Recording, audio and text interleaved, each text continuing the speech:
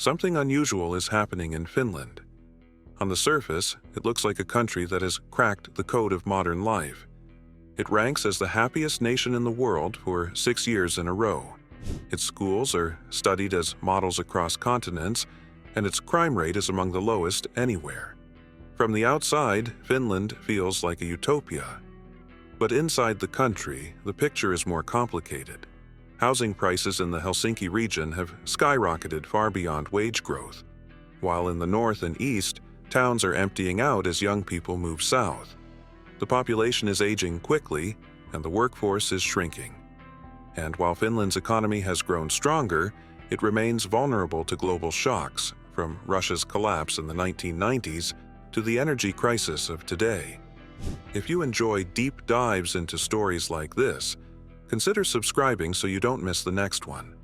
So how can the world's happiest country also be one facing some of Europe's toughest challenges? To understand Finland today, you need to look back at how it got here. After World War II, Finland faced a harsh reality, rebuilding a devastated nation while paying heavy reparations to the Soviet Union. Instead of collapsing, it industrialized rapidly.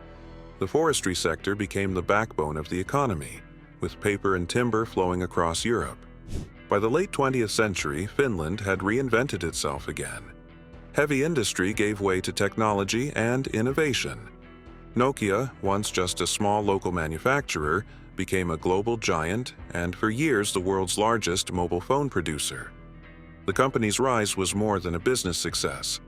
It symbolized Finland's leap from a resource-based economy into a high-tech one. In 1995, joining the European Union gave Finland greater access to markets, and adopting the euro strengthened its place in the European economy. By the 2000s, GDP growth was among the highest in Northern Europe, proving that this small country could compete with far larger economies. Finland's economy may look healthy on paper, but the benefits are unevenly distributed. Nowhere is this more visible than in housing. In the Helsinki metropolitan area, home to over a quarter of the country's population, demand for homes has far outpaced supply. Rents have soared, mortgages are heavier, and young professionals often spend a third of their income just keeping a roof over their heads. For many, buying an apartment in the capital feels like an impossible dream. Meanwhile, the story is very different in the north and east. Regions like Kainuu or North Karelia struggle with shrinking populations as younger generations move south in search of jobs and opportunities. Houses there can sit unsold for years, sometimes costing less than a car. What looks like affordable living is in fact a sign of economic stagnation. Schools close, businesses leave, and communities hollow out. This creates a two-speed Finland, a booming, expensive south centered on Helsinki, and a vast, sparsely populated interior and north where decline feels inevitable. It's a divide that shapes not just the economy, but also politics and social life.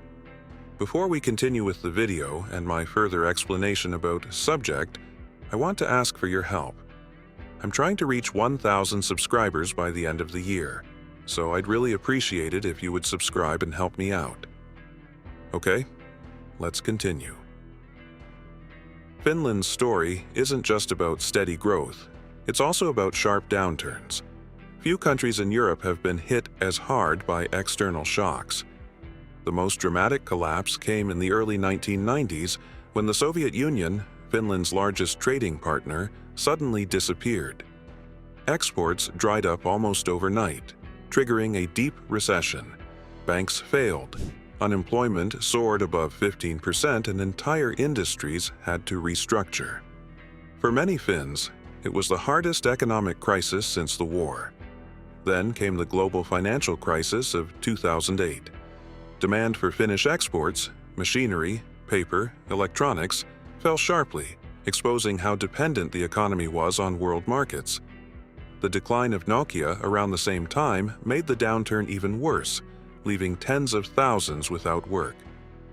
Each cycle left scars but also forced adaptation. Finland diversified its economy, invested in education, and sought resilience in innovation and new industries.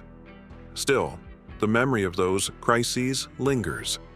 Every boom carries the question, when will the next bust arrive? If Finland's past was defined by survival, its long-term story is about reinvention. The country could no longer rely solely on forestry and heavy industry, so it built something new, a knowledge economy. Education became the cornerstone. Finland invested heavily in schools, training teachers, and ensuring equal access to learning. The result was an education system that topped global rankings and became a model studied worldwide. At the same time, Finland embraced technology, clean energy, and high-value services. The decline of Nokia hurt, but it also sparked a wave of smaller startups, many clustered in Helsinki's growing tech scene. Gaming companies like Supercell and Rovio put Finland back on the global map, showing that innovation could come from a small northern nation. But this transformation also deepened the urban divide. The south, especially Helsinki, grew wealthier and more dynamic, while large parts of the interior struggled to keep pace. The welfare state helped cushion the gap, offering healthcare, childcare, and social support. But maintaining such a model is expensive, especially with an aging population. Despite its reputation for stability, Finland faces mounting pressures. Housing in Helsinki has become so costly that even average earners struggle to rent or buy, pushing many to delay families or careers. In contrast, towns in the east and north are shrinking, losing schools, services, and jobs as young people move away. Demographics add another layer of concern. With one of Europe's fastest aging populations, the workforce is shrinking while pension and healthcare costs climb. Immigration could help, but political debates limit how fast Finland can open its doors. On top of this, the economy still depends heavily on exports. A global downturn or trade shock can ripple through Finland faster than in larger, more insulated economies. Finland's geography is both its strength and its weakness. The country is vast, sparsely populated, and locked in by long, dark winters. These conditions have fostered resilience and innovation, but they also drive up costs. Heating, transport, and infrastructure maintenance all demand more resources than in most of Europe. Energy has been a particular vulnerability. For decades, Finland relied heavily on imports, much of it from Russia. When that supply was cut after 2022, the country faced a scramble to secure alternatives. Nuclear power and renewables are now filling the gap, but energy security remains a constant concern. Just as Florida wrestles with hurricanes and insurance, Finland lives with the risks of extreme cold, isolation, and dependence on reliable logistics. Geography here isn't just a backdrop. It's a constant factor shaping the economy, society, and the everyday lives of Finns.